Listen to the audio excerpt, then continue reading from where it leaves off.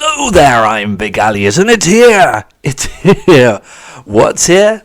Look at the title, you bozo. Alright, that was uncalled for. But yeah, it's Modern Warfare 3. Modern Warfare 3 is here, and I don't mean the 2011 game from way back in the day. The day that, you know, the date that I just said. No, not that one. It's the new one. And I want to preface this video. I want to say that yes, okay, you're not going to agree with this review. You are not going to agree with what I say in this review. You're either going to disagree with some things or you're going to disagree with everything. But I think with this review in particular, you're going to disagree with most because I'm not going with the path that the internet has gone with.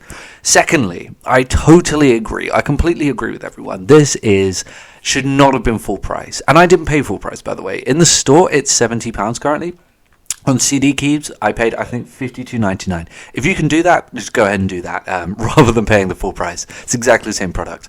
But yes, for full price game, it is a complete con. And for the uninitiated, the somehow uninitiated, the reason that people are calling it a con, and it is considered to be one, is because, first, I mean, it took 16 months to develop, but what you get is an open world zombies mode with what I think is a recycled map.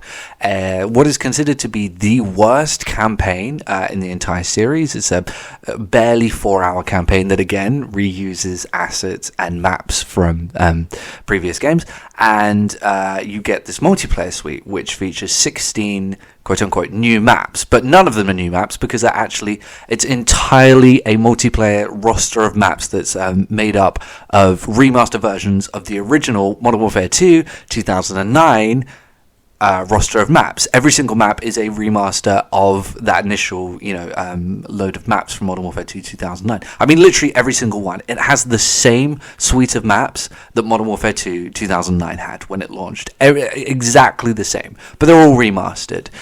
So yes, I agree that it should not have been full price. But man, I love this game. Oh my god, I love this game so much. I really, really love it. I'm having such a friggin' blast. I'm having an amazing time and smiling the whole... Oh, it's so good. Oh my... I love it. I love it so much. Okay, so let me explain myself. Look. Yes, okay, the gunplay is incredibly similar to Modern Warfare 2's, and they have just added maps on top of what eventually is effectively feels like Modern Warfare 2 gameplay. But it's not exactly the same. It's not identical. There are a few tweaks here and there that they have made to change things, and I think they've worked out tremendously well. Amalgamated, it really does work out, and I think the gameplay is so much more fluid. The movement is a lot more fluid. It's a lot more malleable, and it feels great, The whole experience just feels so much more fluid than Modern Warfare 2. The gunplay is still excellent. I mean, the gameplay in Modern Warfare 2 was great anyway, and it's just even better here. The gunplay is fantastic. The gameplay is smooth and fluid. But I will say, I think one of the big reasons kind of goes against something I said before. So in my Modern Warfare 2 retrospective, I said that I learned that it was important that a game hits my nostalgia cues, and that nostalgia is an important part of... Excuse me, I don't know what happened to my voice there. An important part of a video game for me, and that perhaps, the reason I love those old Call of Duty games is just because they're nostalgic. Maybe they're not as good as I'm making out. I'm just nostalgic for the day when I was playing them. However, in this game, full of old Modern Warfare 2 maps, Modern Warfare 2 2009 maps, oh my god, the gameplay is so much more fluid, and it's thanks to the maps. It's thanks to a combination of these tweaks that they made to already excellent gameplay and these fantastic maps. They flow so much better. It's so much more fluid. You move from place to place with ease. Playing this game is an absolute joy in terms of gameplay, and it's thanks to these excellent maps and improved gameplay. The maps themselves, I like a lot. Obviously, it's a fantastic suite. I love every map in Modern Warfare 2, with the exception of Derail, but map voting is back. So we can always vote that one away. But yeah, Derail is the only map in the whole set that I'm not too keen on. And it's this weird feeling, and the biggest compliment I could give this game is I sat there on the first day and thought, there is no map that's going to come up that I don't want to come up. With the exception of maybe Derail, nah, they're all going to be good. I'm going to like whatever map comes up. I've not been able to think that in a very long time, and I love that I get to think that. And the maps are very well remade. They're good remasters. I hate it when devs get like all scared when they remaster a map, and they'll remaster it geometrically, and then go, they'll be like, oh, they'll love this. The nostalgic kids, they'll love it, and then they'll go, oh shit, they're gonna get bored. They played it before. Oh no, put it on the moon. Put Afghan in Mars. They actually did that. They put Afghan in Mars in Infinite Warfare. I don't even remember how goofy was that. But no, these were all true form remastered maps for the most part. But I want to get into that later. There have been UI improvements. Not entirely, not exactly in the way that I'd like them to be, but fortunately, the lobbies are back in a sense. Again, map voting's back, but also the lobby is along the right-hand side, and you have your rank displayed, and you have your calling card. And except for everything I just said, I can't think of anything else to talk about, because yes, you have played on these maps before, but I can't think of anything like to really get into. I mean, it just really works. The game works great, and there's not too much to analyze, because yeah, you played it before, but it's just a great version of that. They've just done it really well, and if it wasn't for what I'm about to talk about, I would say that they absolutely nailed it. But nothing's perfect, and apparently we can't make modern Call of Duty games without there being a few big issues. Okay, so let's get into a couple of the issues that I had. The UI, aside for the lobby and, general improvements, and I think it looks a lot more mature and overall artistically better.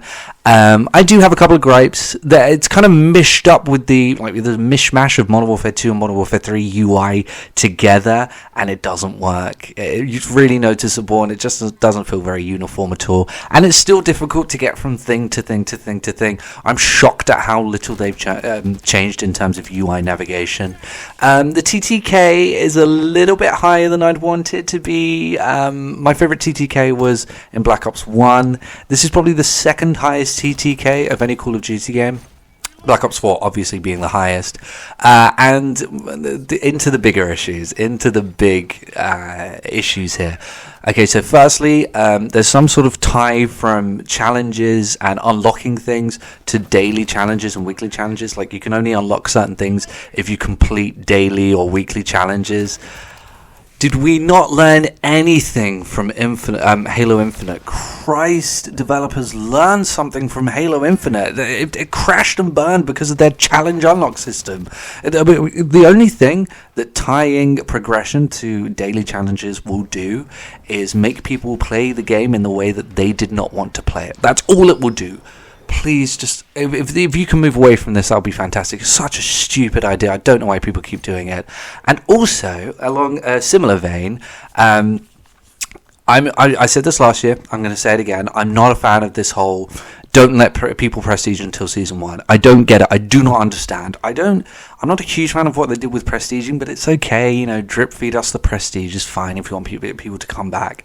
But I'm really not a fan of the fact that we have to wait for the game to launch, and effectively Modern Warfare 2 pretty much becomes useless for a bit, and we're waiting for Modern Warfare 3, we get into Modern Warfare 3, and we have to wait until December. I think December to prestige. Dude, there are already people who are already max level. I mean, what am I supposed to do once I reach max level? Fortunately, Halo Infinite is going to be throwing their stuff out, but that's just going to throw my concentration off of this game. Don't you want me to stay on this game?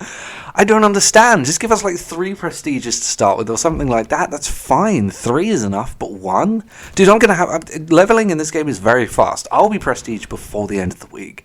And I'm not a fan of that. Yeah, not a good move.